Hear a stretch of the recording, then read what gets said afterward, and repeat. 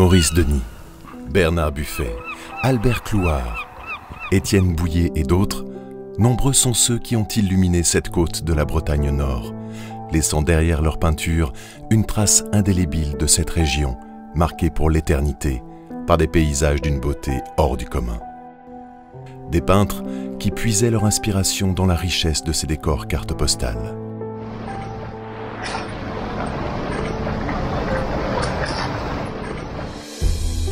Nombreux sont ceux aussi qui ont succombé à l'appel au large. Et combien sont partis de ces ports au charme irrésistible qui en ont fait craquer plus d'un. Car sur cette terre de caractère, les ports en sont plus que la raison.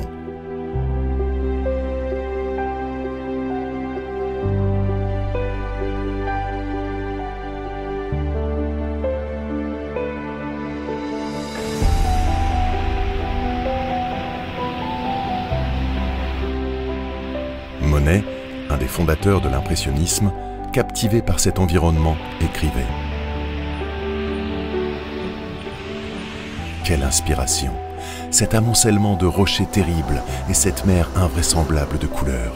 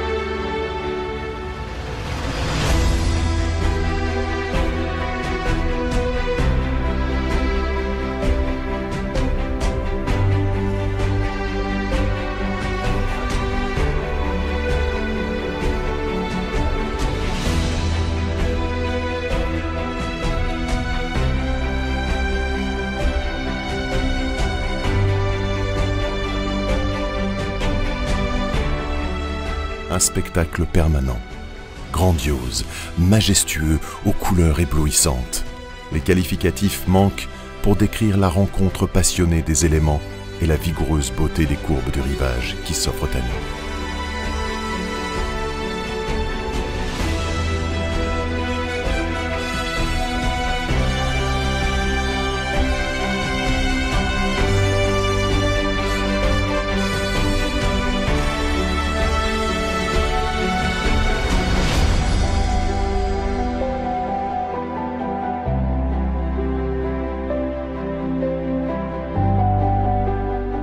Et sur ces terres bretonnes, la côte de granit rose est sans conteste un véritable paradis pour l'œil humain. De Trébeurdin à Perros-Guirec, cette côte nous dévoile des paysages extraordinaires qui vont se succéder. Un assemblage de tors posés en équilibre les uns sur les autres, de véritables sculptures naturelles à l'infini. Un décor unique, issu d'un massif granitique composé essentiellement par l'assemblage de 3 minéraux, le mica, le quartz et le feldspath, contribuant ainsi à lui donner sa couleur rosée cuivrée. Au fil des millénaires, les roches se sont fracturées en différents blocs aux formes étranges, et la magie du temps a fait le reste.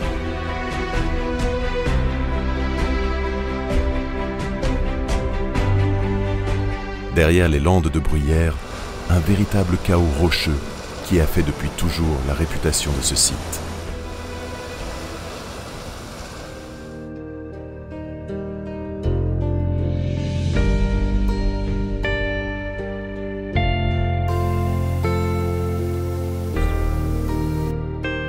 Été comme hiver dans ce décor, le phare semble être le gardien des lieux.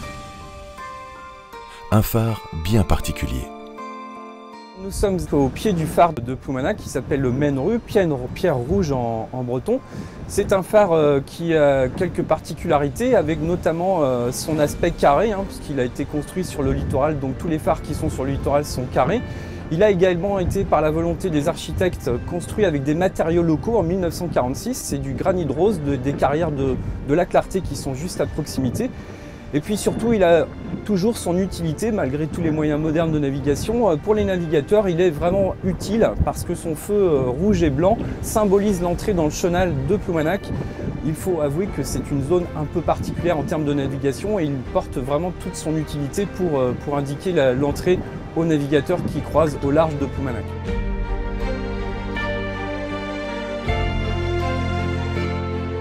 La côte de Vargnies-de-Rose a toujours été une terre d'inspiration pour les artistes. Ils sont nombreux à être venus, peintres, écrivains, auteurs de bandes dessinées. De par ses formes particulières, ses couleurs, la luminosité en fonction de l'heure dans la journée.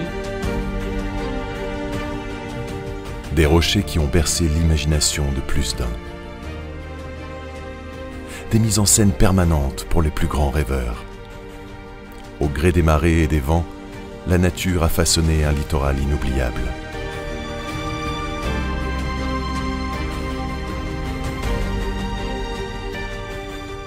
Une côte mémorable. On inventera même des mots pour décrire l'aspect de ces pierres qui émergent des grèves et des criques.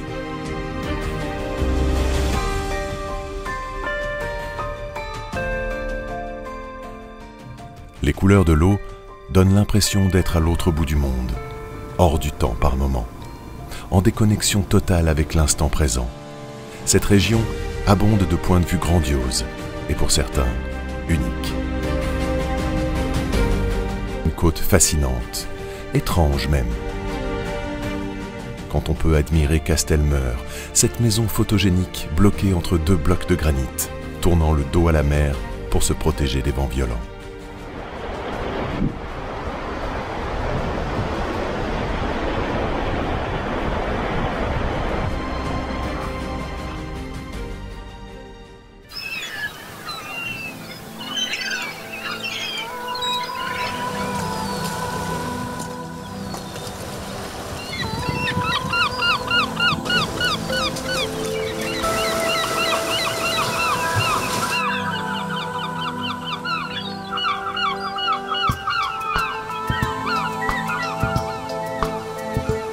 Pris dans le tourbillon de ces vents et la déferlante des vagues, les goélands bruns ou marins ont quant à eux trouvé leur nid.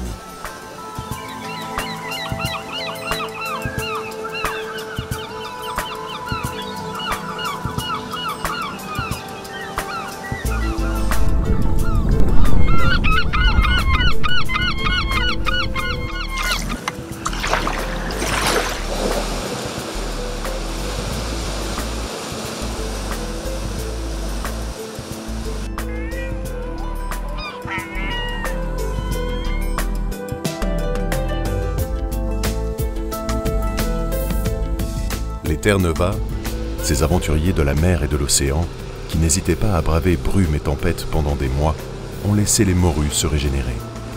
Ces pêcheurs de l'extrême ont laissé la place à ces artisans de la mer, ces passionnés qui ont du sang de poisson dans leurs veines.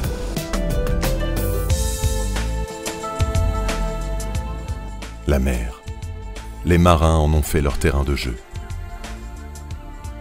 Une mer qu'ils ont embrassée bien souvent, et quand, poussés par la brise côtière, ils rentrent au port, c'est un soulagement pour eux d'avoir échappé à ces dangers.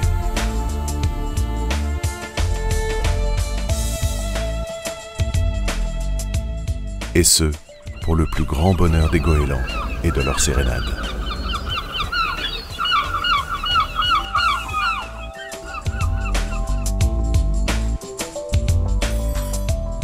Les habitants de la côte ont trouvé leur refuge à l'abri de ces vents. Maisons de pêcheurs, châteaux qui ont leurs histoires, comme celui romantique de Costa Aires, niché sur son îlot, derrière ses arbres touffus, semble sorti tout droit d'un conte de fées. Et d'autres refuges encore, églises, chapelles. Certaines ont même vu leur clocher penché faire perdre la tête à plus d'un.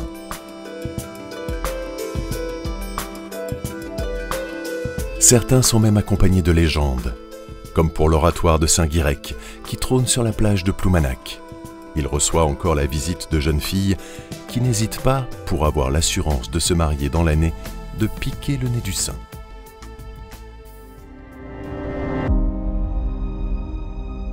Des contes, cette côte en regorge. Combien d'histoires extravagantes ont dû sortir des murs de la forteresse de ce petit boyard à la sortie de l'île Louette. Vauban le sait sûrement, lui qui a laissé son empreinte sur toute cette baie, peuplée par ses îlots, ses armadas de rochers, ces lieux où la mer est partout le long de ces côtes découpées.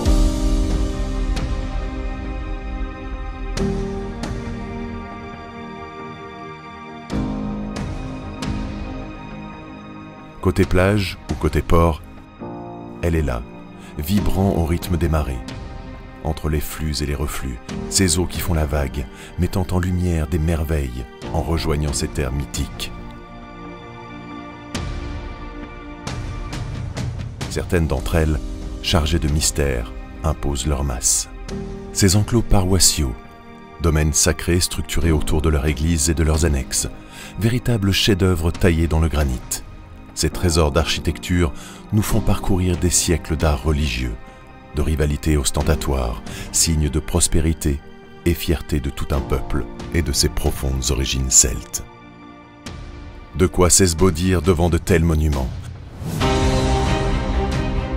Ce foisonnement d'art à l'infini, ce témoignage du passé qui nous prouve tout simplement que cette région possède une âme.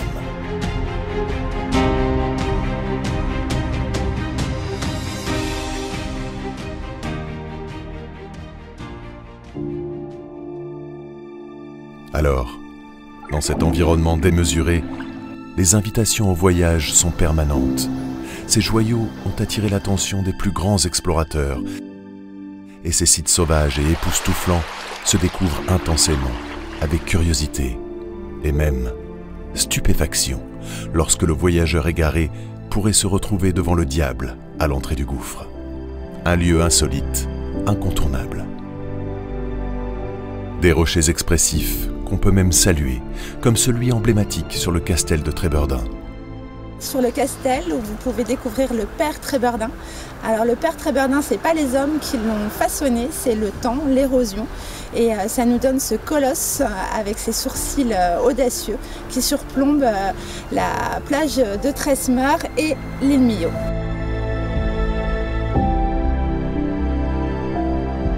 Avec sa position dominante, le père Tréberdin semble protéger la station et son port en contrebas. Colossal aussi, comme ces sculptures en granit rose sur cette terre d'authenticité. Et de la pointe de Billy, on découvrira la Bretagne à l'infini. De Trestraou à Trestignel, Perros-Guirec et ses étendues de plage semblent être bien présents. Du sable fin à l'infini. Et pour un peu que les rayons du soleil soient au rendez-vous, c'est toute cette côte de Bretagne qui ne laissera personne indifférent.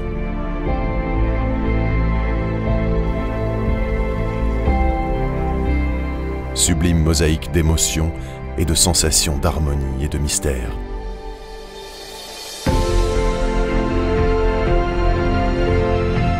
Une incitation permanente à l'évasion, une porte ouverte sur la poésie. Ses couleurs et sa beauté sauvage lui doivent bien cela.